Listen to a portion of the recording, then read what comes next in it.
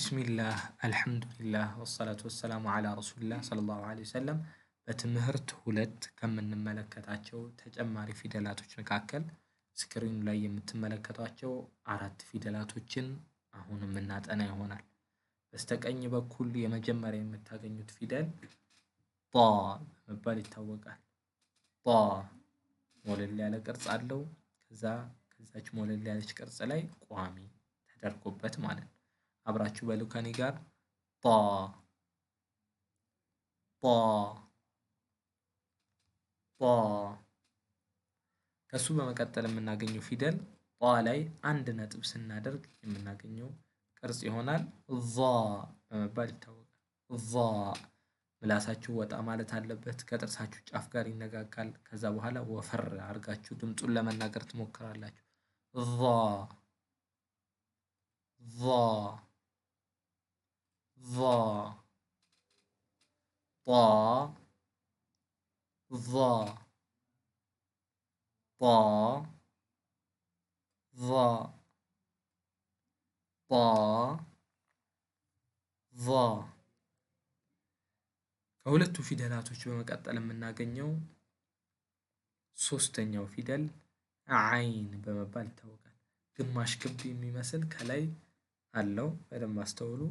ሁለት ግማሽ ክቦችን እንደማገናኘት ነው። ቅርጹ ከዛ ጋር የቀረበ ነው። አንዷ አነስ ያለች ክብ ናት።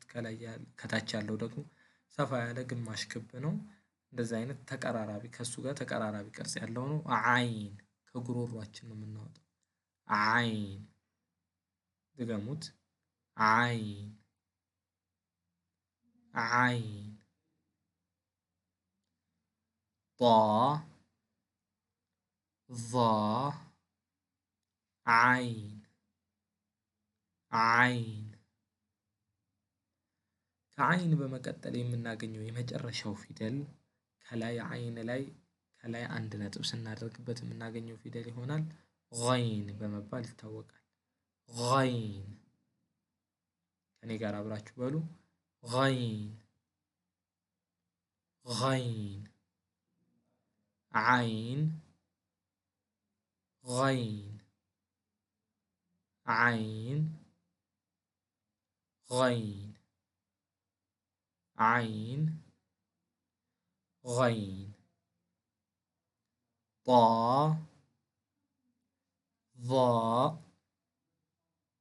አይን ገይን ጧ ዟ አይን ገይን። ጥሩ። አሁን አይኖቻችሁን ትጨፍናላችሁ። እኔ ፊደላቶቹን ስጠራላችሁ እናንተ አእምሯችሁ ውስጥ የፊደላቱን ቅርጽ ለመጻፍ ትሞክራላችሁ። ተጨፈኑ አይናችሁን። አይን ገይን ጧ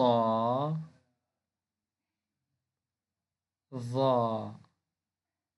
እንዳትገልጡ አይኖቻችሁን። ጧ ዟ አይን ገይን